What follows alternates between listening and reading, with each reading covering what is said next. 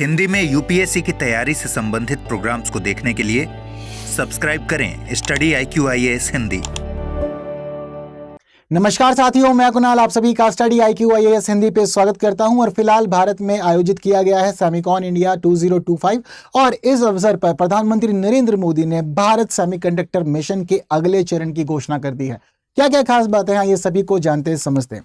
तो देखिए, दरअसल फिलहाल हमारे आर्टिकल का कहना है कि नेक्स्ट जन reforms PM Modi set stage for India semiconductor mission 2.0, यानी कि दूसरे चरण के लिए फिलहाल प्रधानमंत्री नरेंद्र मोदी ने कर दी है घोषणा। तो क्या क्या खास बातें हैं ये इनको प्रॉपर अच्छे तरीके से समझते जानते हो आगे बढ़ते हैं। तो प्रधानमंत्री नरेंद्र मोदी ने मंगलवार 2 सितंबर 2025 को इंडिया सेमीकंडक्टर मिशन 2.0 की घोषणा कर दी है।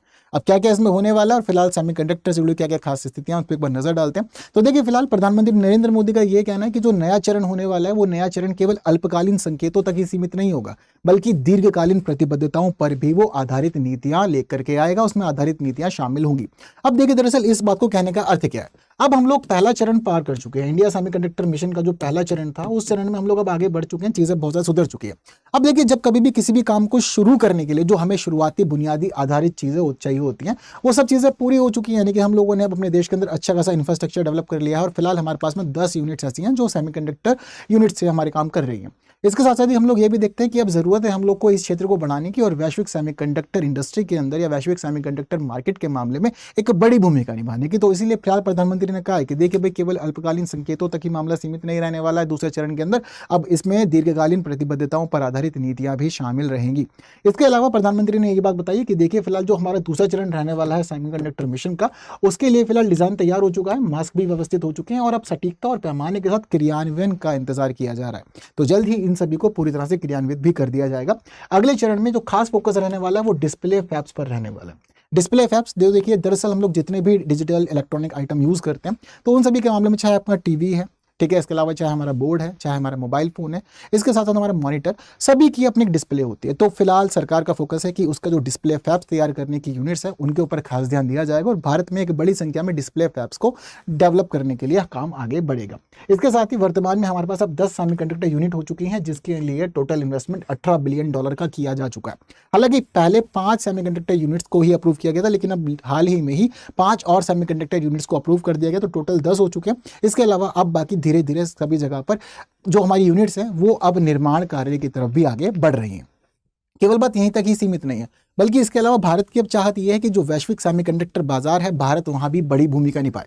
तो वर्तमान में जो वैश्विक सेमीकंडक्टर बाजार है उसकी वैल्यू हो चुकी है $600 बिलियन की, बट ये भी स्थितियां हैं कि जल्द ही ये मार्केट $1 ट्रिलियन का हो जाएगा, क्योंकि दरअसल आज के समय में जो टेक्नोलॉजी का मामला है, जो प्रौद्योगिकी चीजें जुड़ी हुई हैं, जो उन्नति की चीजें जुड़ी हुई हैं, सभी को चाहिए कि तेजी से आगे बढ़े, टेक्नोलॉजीज को अपनाएं। तो इस दौरान ये समझिए कि सेमीकंडक्टर का इस्तेमाल आने वाले समय में बढ़ेगा ही, और दुनिया जिस प्रकार तेजी से सेमीकंडक्टर्स की बढ़ती मांग कर रही है, उस दौरान ये भी देखते हैं कि जल्द ही ये पूरा मार्केट $600 बिलियन से बढ़कर $1 ट्रिलियन तक हो जाएगा, जो इंपॉर्टेंट और खास चीज है हमारे लिए।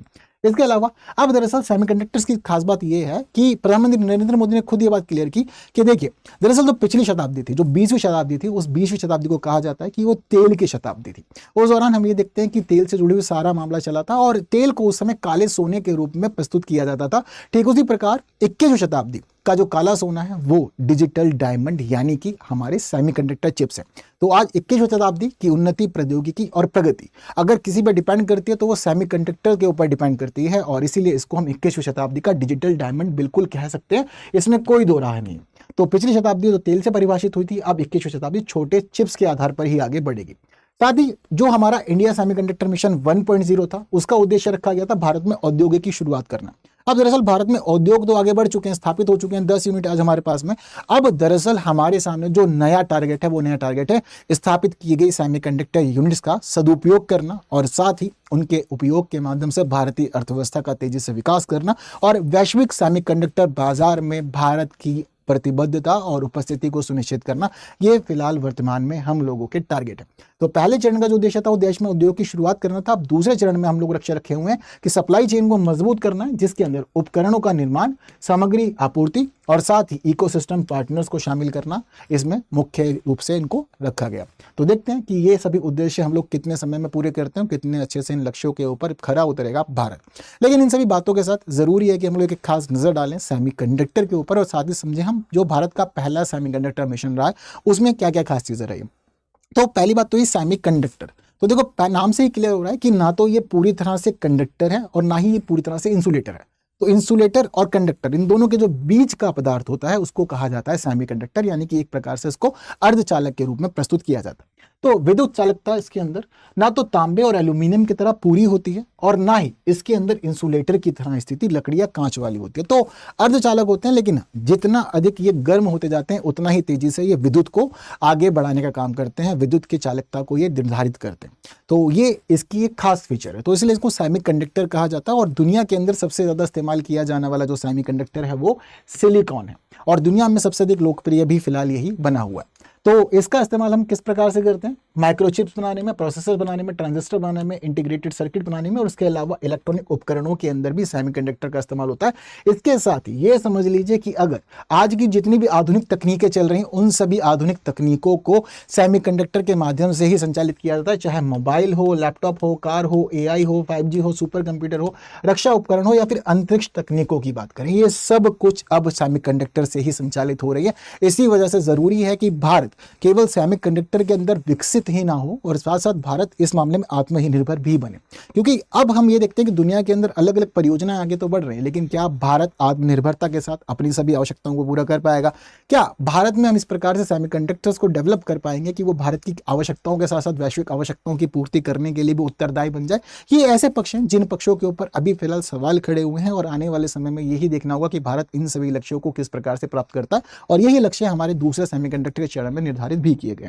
तो यह है 21वीं शताब्दी का डिजिटल डायमंड और ये आज के समय में हमारी सभी आवश्यकताओं के लिए बहुत ज़्यादा ज़रूरी है। अगर हमें AI, 5G, सुपर कंप्यूटर, इसके अलावा स्पेस टेक्नोलॉजी या फिर हमें डिफेंस के मामले में या फिर हमारे जो नॉर्मल गैजेट्स हैं जैसे कि मोबाइल, लैपटॉप, कार, इन सभी के लिए सेमीकंडक्टर की ज़रूरत है। और ठीक इन्हीं उद्देश्यों की पूर्ति के लिए भारत सरकार ने सेमीकंडक्टर मिशन का पहला चरण शुरू किया था वर्ष 2021 में, और उस समय इस प्रोजेक्ट के लिए जो अनाउंस किया गया था वो थी राशि 76,000 करोड़ रुपए की।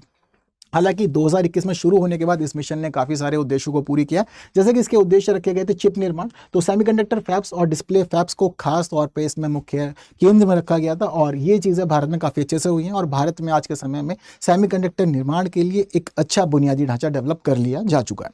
दूसरी इंपॉर्टेंट बात है डिजाइन और नवाचार के ऊपर कार्य करना, तो भारत में इसके डिजाइन और नवाचार के लिए भी तेजी से आगे बढ़ा जा रहा है और साथ ही सेमीकंडक्टर से जुड़ा हुआ R&D डेवलपमेंट भी भारत के अंदर तेजी से आगे बढ़ रहा है। इसके अलावा अगली इंपॉर्टेंट बात है आपूर्ति श्रृंखला पारिस्थितिकी तंत्र। तो फिलहाल जो भारत की एक सप्लाई चेन होनी चाहिए बढ़िया से सेमीकंडक्टर के मामले में, उसको विकसित करना, इकोसिस्टम डेवलप करना, उस पर भी भारत काम कर रहा है और वो चीजें हम लोगों ने पहले चरण में सोची थी। इसके अलावा आत्मनिर्भर भारत की संकल्पना, तो जैसा कि आपको मैंने जस्ट अभी क्लियर किया है कि केवल उत्पादन ही नहीं करना बल्कि आत्मनिर्भर भी होना है और इस प्रकार से भारत की सेमीकंडक्टर इंडस्ट्री को तैयार करना है कि वो केवल भारत की मांगों को ही पूरा ना करे बल्कि वो वैश्विक बाजार में भी अपनी बड़ी भूमिका निभा सके। इसके अलावा अगली इंपॉर्टेंट बात निवेश आकर्षित करना, तो फिलहाल हम लोग दुनिया के उन तमाम महत्वपूर्ण देशों के साथ सहयोग कर रहे हैं और उनसे सहयोग मांग रहे हैं जहां पर भी सेमीकंडक्टर से जुड़ी हुई इंडस्ट्रीज पहले से एस्टैब्लिश और कंपनीज काम कर रही हैं, तो उन्हीं कंपनीज का हम लोग कॉपरेट कर रहे हैं, सहयोग कर रहे हैं। हम चाहते हैं कि वो सभी कंपनियां फिलहाल भारत में भी इन्वेस्ट करें, भारत की जो अलग अलग यूनिट्स हैं उन सभी के तहत जिम्मेदारियों को संभाले, टेक्नोलॉजी शेयरिंग पे काम हो और भारत को एक बड़ा हब बनाया जाए सेमीकंडक्टर का। ये फिलहाल हमारी सरकार की चाहत बनी हुई है। तो सारी बातें बहुत ज़्यादा इंपॉर्टेंट है। तो सेमीकंडक्टर मिशन का पहला चरण किन मामलों में खास है, साथ ही सेमीकंडक्टर किन मामलों में खास और क्या होने वाला है सेमीकंडक्टर मिशन 2.0 में, वो सारी बातें कर दी गई हैं क्लियर। हालांकि फिलहाल आप लोग बताइए कि क्या है आप लोग का मानना सेमीकंडक्टर मिशन 2.0 के मामले में और सेमीकंडक्टर के लिए आप क्या सोचते हैं, क्या क्या होने वाला है आने वाले समय में, कैसे कैसे क्रांतियाँ आने वाली है, ये सारी बातें जरूर से मुझे बताइएगा। और एक ईजी से क्वेश्चन का आंसर आप लोग कॉमेंट भी कर सकते हैं। भारत सरकार ने इंडिया सेमीकंडक्टर मिशन किस वर्ष शुरू किया था? तो जल्दी से इसका आंसर कमेंट कीजिए। और साथ ही आप लोग के लिए इन्फॉर्मेशन ये है कि अगर आप लोग द हिंदू न्यूज़पेपर का एक अच्छा एनालिसिस ढूंढ रहे हैं और एडिटोरियल डिस्कशन ढूंढ रहे हैं हिंदी भाषा में, तो ये आपको मिल सकता है स्टडी IQ IAS हिंदी के यूट्यूब चैनल पे। तो ज्वाइन कीजिए रोज सुबह 9 बजे, जहां आप लोग को प्रॉपर एनालिसिस न्यूज़ का करवाया जाता है, सारा द हिंदू न्यूज़पेपर कवर किया जाता है आप लोग के एग्जाम के पर्सपेक्टिव से। तो जरूर जुड़िएगा। और साथ ही आप लोग के लिए एक इंपॉर्टेंट बात यह है कि स्टडी IQ का दरअसल एक नया बैच शुरू हो रहा है, और जो नया बैच शुरू हो रहा है वो शुरू हो रहा है 9 सितंबर से। तो 9 सितंबर से शुरू हो रहा है बैच शाम को 6 बजे। तो इस बैच में जुड़िएगा जरूर, क्योंकि ये हमारा प्रतिज्ञा प्लस बैच है। और इस बैच के अंदर फिलहाल आप लोग को फीस पे एक बड़ा डिस्काउंट मिल रहा है। और टोटल फिलहाल जो आपको फीस देनी है हमारी डायमंड बैच के लिए वो 24,999 है। तो एनरोल कीजिए आज ही KL लाइव कोड से, जो कोड आपको दिला सकता है बेस्ट डिस्काउंट। यानी कि डिस्काउंट चाहिए तो KL लाइव कोड यूज करना पड़ेगा, अदरवाइज कोई डिस्काउंट नहीं मिलेंगे। तो फिलहाल 26, 27, 28 के लिए बैच चल रहा है, और इंग्लिश, हिंदी और इंग्लिश तीनों मोड पे चल रहा है। हाँ, आप लोग को बैच में क्या क्या सुविधाएं मिलेंगी? तो आपको 1000 से अधिक घंटे की कक्षाएं मिलेगी, जिन कक्षाओं के अंदर आपका पूरा सिलेबस कवर कराया जाता है। और सिलेबस कवर कराए जाने के साथ ही आप लोगों को यहाँ पर मेंस आंसर राइटिंग, CSET और करंट अफेयर्स की क्लासेस भी मिलती है। इसके अलावा एक बेस्ट फीचर जो इस बैच का है वो है 1-to-1 की मेंटरशिप। अब दरअसल 1-to-1 मेंटरशिप के दौरान आप लोग को एक बड़ा लाभ ये मिलता है कि आप जो तैयारी करते हैं उस दौरान ये बताया जाता है कि तैयारी आपकी सही चल रही है नहीं। क्योंकि दरअसल हम लोग तैयारी तो करते हैं, पर तैयारी करने के दौरान क्या हम सही जा रहे हैं दिशा में, या फिर हमारी दिशा गलत है, कुछ गड़बड़ हम कर रहे हैं, वो सारी बातें हमें हमारे मेंटर्स बताते हैं। तो इसी वजह से 1-to-1 मेंटरशिप की व्यवस्था स्टडी IQ आपके लिए कर रहा है, ताकि आप लोग तैयारी के दौरान भटके नहीं और अच्छे से तैयारी करते हुए सही आगे बढ़ते हुए अपने लिए सफलता सुनिश्चित कर सके। इसके अलावा आप लोग को स्टडी मटेरियल के लिए भी टेंशन नहीं लेना, प्रॉपर स्टडी मटेरियल भी आप लोग को दिया जाएगा, साथ ही टेस्ट सीरीज की सुविधा भी आपको पूरी मिलेगी। इसके अलावा 11,000 का कैश प्राइज मिलता है अगर आप मंथली टॉप टेस्ट परफॉर्मर बनते हैं, और आप लोग की पूरी फीस रिफंड भी हो जाती है अगर आप लोग प्रीलिम्स एग्जाम क्लियर करते हैं। तो 9 सितंबर तक के लिए ये पूरा का पूरा आप लोग के साथ में इंफॉर्मेशन मैंने शेयर कर दिया, क्योंकि 9 सितंबर से नया बैच शुरू हो रहा है। मैं चाहता हूं कि आप लोग ज्वाइन करें और अच्छे से अपनी तैयारी को आगे बढ़ाएं। तो KL लाइव कोड यूज करना ना भूलें। इसके साथ ही आप लोग मेरे साथ जुड़ सकते हैं टेलीग्राम, इंस्टाग्राम, फेसबुक वगैरह। साथ ही QR कोड स्कैन कर सकते हैं PDFs के लिए, और सर्च भी कर सकते हैं टेलीग्राम चैनल को कुणाल कोटिया से। तो बस आज के लिए इतना ही। फिलहाल हम लोग जितनी महत्वपूर्ण बातें हमें करनी तो कर ली गई। फिलहाल आप लोग की जिम्मेदारी कि आप इस वीडियो को करें शेयर, और जिन्होंने अब तक लाइक नहीं किया, लाइक के बिना कोई नहीं जाएगा। बाकी की बातें होंगी आने वाली क्लासेस में कुछ नए विषयों के साथ। तब तक के लिए दीजिए मुझे विदा। Thank you so much. जय हिंद। स्टडी IQ IAS, आपका सिलेक्शन हमारा मिशन।